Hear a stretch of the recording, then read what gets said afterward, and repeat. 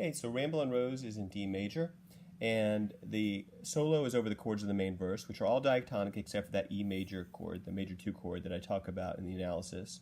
And when Jerry solos, I hear about 4 different layers of what he's doing. And those layers are the D major pentatonic, the D major scale in full, chromatic notes connecting the notes of those 2 scales, and last, D-Lydian, either over the E chord alone or the D and E chord that start off the verse. So as an example, and again, he goes back and forth and uses different parts of each of those layers. But as an example of what you can do to sort of separate it in your mind, here's what it would sound like, just an example with just D major pentatonic.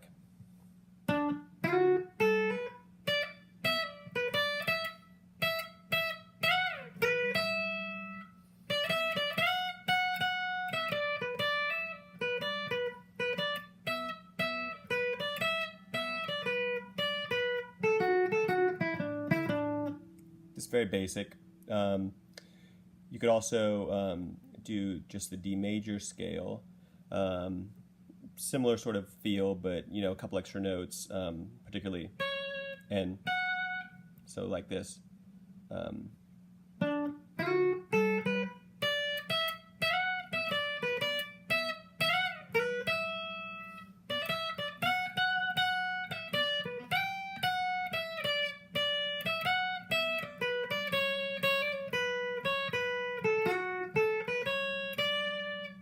And when I said up here earlier, I meant G. So that's an example, and there's a lot more you could do with that. But what really brings both of those to life are the chromatic notes that are not in D major pentatonic or D major scale, but really connect and like lead into those different notes. And that's Jerry's a master at that. So combining it all, and not yet getting to D-Lydian, you get something more like this.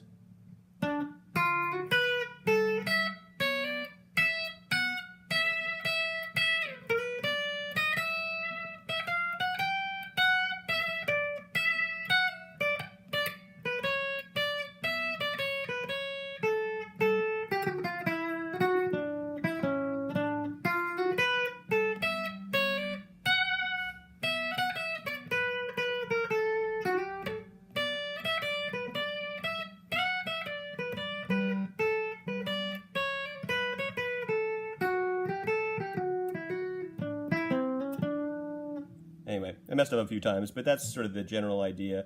And of course, you need to practice with over the backing chords and sort of get a flow for it.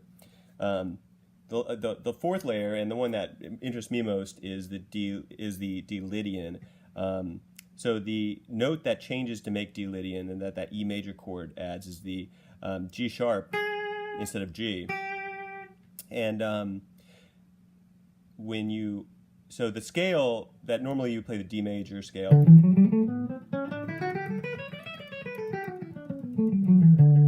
changing that note makes it, as I said, D-Lydian. It sounds like this.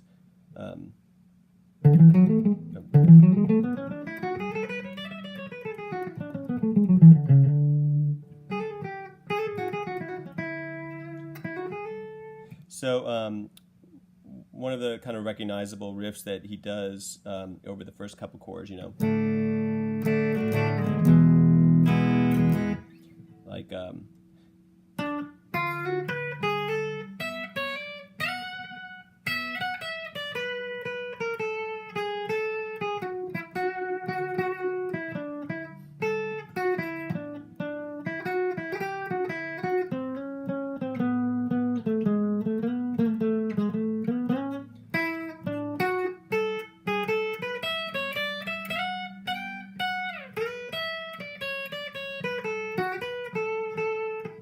anyway, so the idea is sort of like this G sharp note, like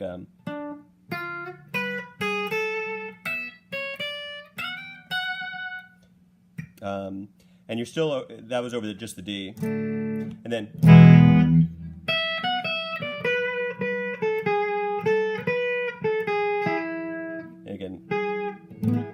you're going off that E chord up here.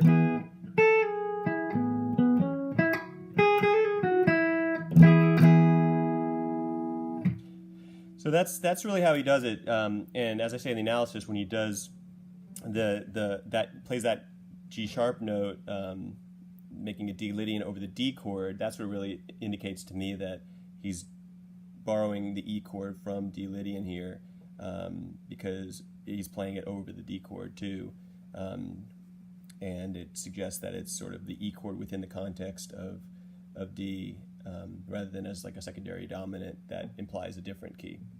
And so hope that wasn't too confusing. That's it.